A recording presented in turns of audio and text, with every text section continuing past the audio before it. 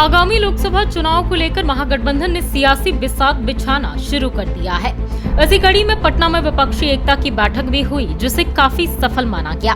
हालांकि इससे पहले जीतन राम मांझी ने झटका देते हुए एनडीए में शामिल होने का फैसला किया था, पर इसके बावजूद महागठबंधन के हौसले बुलंद हैं। वहीं अब यह कुनबा और ज्यादा मजबूत होता नजर आ रहा है, क्योंकि संभव है कि पप्पू यादव जल्द ही महागठबंधन का हिस्सा बन जाए। दरअसल पप्पू यादव वर्तमान समय में ऐसे राह पर खड़े हैं जहां से वह कोई भी फैसला ले सकते हैं, पर उनका झुकाव महागठबंधन की तरफ थोड़ा ज्यादा है। यानी कि इस बार पप्पू यादव कोशिश करेंगे कि मधेपुरा हो या पूर्णिया, वहां वह सिर्फ जाप प्रत्याशी के रूप में नहीं बल्कि महागठबंधन के उम्मीदवार बनकर चुनाव लड़े।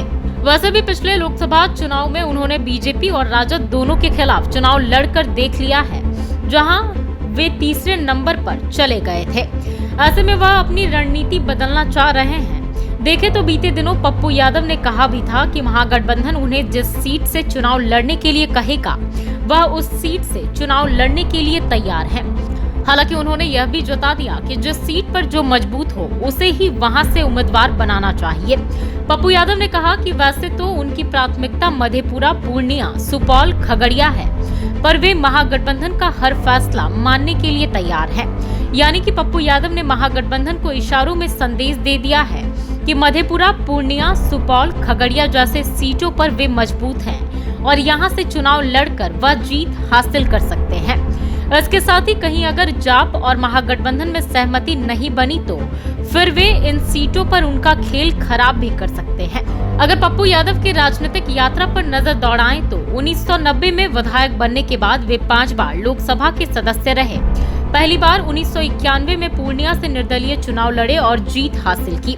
इसके बाद 1996 और 99 के लोकसभा चुनाव में भी वह पूर्णिया से ही सांसद बने। वहीं 2004 में लालू प्रसाद यादव ने उन्हें मधेपुरा से आरजेडी का टिकट दिया और वह चौथी बार जीते। लेकिन 2008 में उन पर हत्या का आरोप साबित हो गया तो उनकी सदस्यता रद्द हो गई। पर 2013 में पटना हाईकोर्ट से राहत मिलने के बाद पप्पू यादव 2014 में फिर से आरजेडी के टिकट से मधेपुरा से चुनाव लड़े और 5वीं बार जीते। बाद में 2015 में तेजस्वी यादव की बयानबाजी से खफा होकर पप्पू यादव ने जन अधिकार पार्टी बनाई। वहीं 2019 में उन्होंने अपनी पार्टी से चुनाव लड़ा लेकिन हार गए। ऐसे में पप्पू यादव पूर्णिया और मधेपुरा में कितने लोकप्रिय हैं, इसकी प्रमाण की आवश्यकता नहीं है। आंकड़े बता रहे हैं कि मधेपुरा में जहां राजद के बैनर तले चुनाव लड़कर जीत हासिल की, वहीं पूर्णिया में उन्होंने निर्दलीय रहकर भी अपने नाम का डंका बजाया है। शायद यही कारण है कि उनके महागठबंधन में जाने की चर्चा जोरों पर है। वैसे अगर आगामी लोकसभा चुनाव में पप्पू यादव महागठबंधन का हिस्सा बनते हैं तो यह बीजेपी के लिए किसी बड़े झटके से कम नहीं होगा, क्योंकि कुछ क्षेत्रों में अभी भी इनकी मजबूत पकड़ है। वहीं इन्होंने जनता के लिए लगातार आवाज उठाकर अपनी बाहुबली वाली छवि को भी बदल दिया है। ऐसे में अगर पप्पू यादव और महागठबंधन का वोट बैंक एकजुट हो गया तो फिर कई सीटों पर बीजेपी की उम्मीदों पर पानी फिर सकता है।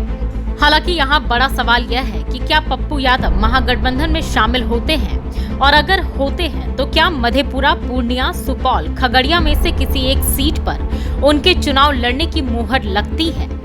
इस वीडियो में बस इतना ही। बाकी की वीडियोस के लिए बने रहे लाइव स्टीज के साथ। धन्यवाद।